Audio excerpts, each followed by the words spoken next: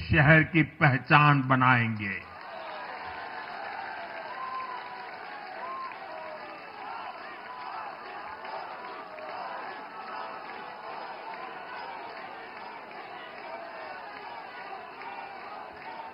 मैं जानता हूं ये काम कठिन है।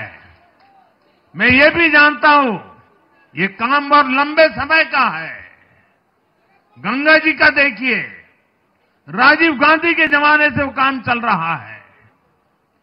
समय कितना ही क्यों न जाए, शक्ति कितनी ही क्यों न लगे, लेकिन अगर संकल्प मजबूत है तो यमुना जी के आशीर्वाद रहने वाले हैं।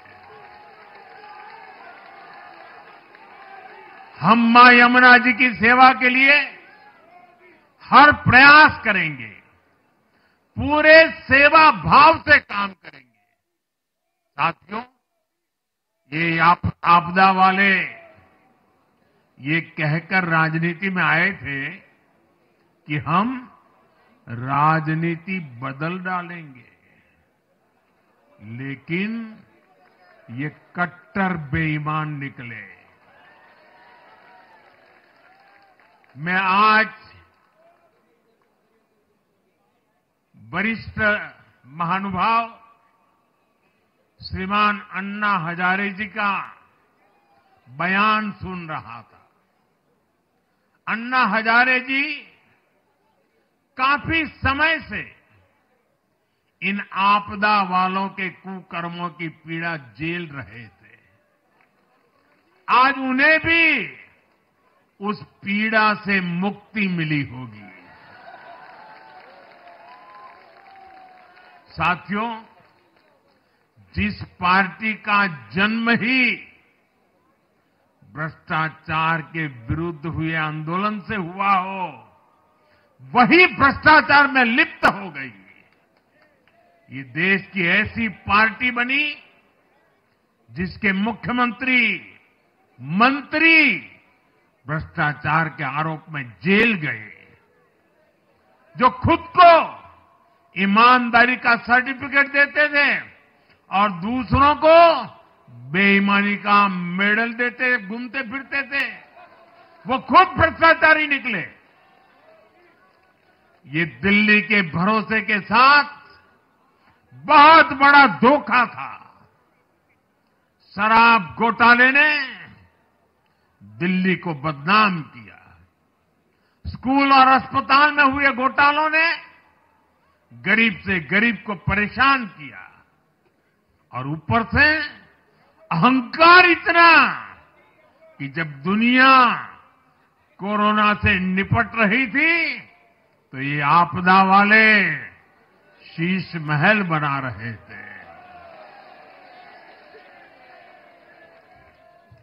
इन आपदा वालों ने अपने हर घोटाले को छिपाने के लिए रोज नई नई साजिशें रची, लेकिन अब दिल्ली का जनादेश आ चुका है।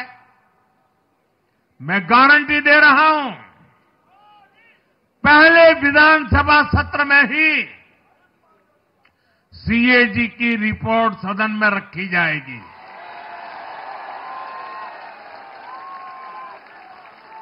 भ्रष्टाचार के हर तार की जांच होगी, और जिसने भी लूटा है उसको लौटाना पड़ेगा।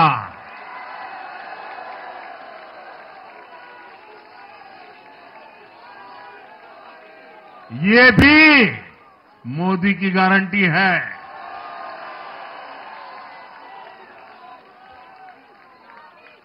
साथियों, आज जनता ने फिर एक बार कांग्रेस को कड़ा संदेश दिया है। दिल्ली के चुनाव में कांग्रेस ने 0 की डबल हैट्रिक लगाई है। देश की राजधानी में देश की सबसे पुरानी पार्टी का लगातार दिल्ली में 6 बार से खाता नहीं खुल रहा है और ये लोग खुद को पराजय का गोल्ड मेडल देते फिर रहे हैं।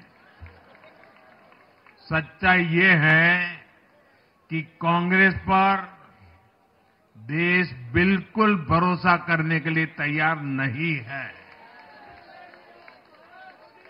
पिछली बार मैंने कहा था कि कांग्रेस एक परजीवी पार्टी बन चुकी है। ये खुद तो डूबती है, अपने साथियों को भी डुबोती है।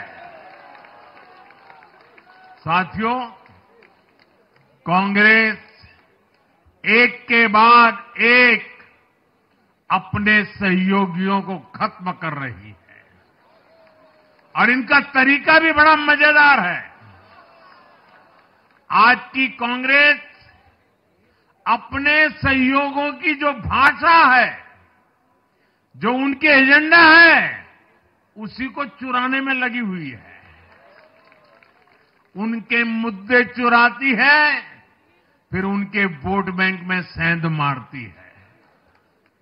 यूपी में कांग्रेस उस वोट बैंक को छीनने की कोशिश कर रही है जिस पर समाजवादी पार्टी और बीएसपी अपना हक मानती थी।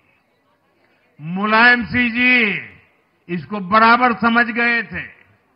इसी तरह तमिलनाडु में कांग्रेस आज डीएमके की भाषा डबल जोर से बोलती है। उनको डीएमके के वोटर को लुभाना करके खुद की हैसियत बनानी है। बिहार में भी ये कांग्रेस ही है जो जातिवाद का जहर फैलाकर अपनी सहयोगी आरजेडी का जो पेटेंट है उसी जमीन को खाने में जुट गई है। ठीक ऐसा ही हाल जम्मू कश्मीर, बंगाल में भी कांग्रेस ने अपने सहयोगियों का किया है। अब आज दिल्ली में भी साफ हो गया कि जो भी कांग्रेस का हाथ एक बार थामता है उसका बंटाधार होना तय हो जाता है।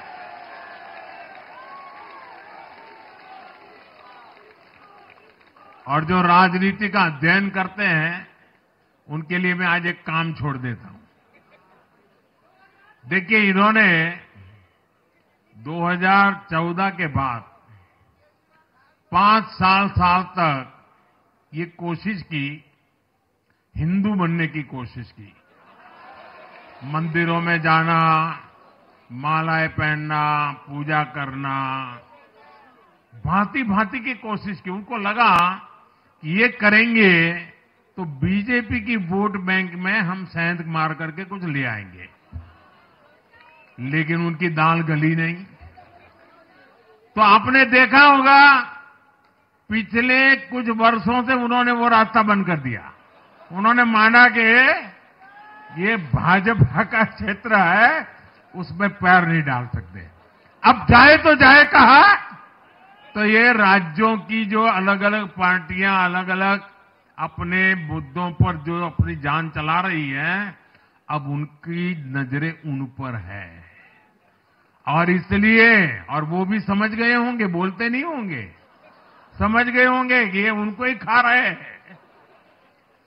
साथियों, इंडी गठबंधन के दल अब कांग्रेस का ये कैरेक्टर समझने लगे हैं। इंडी वालों को ये एहसास हो रहा है कि जिस वोट बैंक को उन्होंने कांग्रेस से छीना है, अब कांग्रेस उसे वापस पाने में जुटी है। इसलिए दिल्ली में हमने देखा इंडी के ही दलों ने एकजुट होकर कांग्रेस को हैसियत बताने की कोशिश की, अपने वोट बैंक को रोकने की कोशिश की। ये मीडिया वालों को पता नहीं समय नहीं मिला, अब तो समय ही समय है उनके पास। इंडी गठबंधन पूरा दिल्ली में कांग्रेस के खिलाफ मैदान पे उतरा था।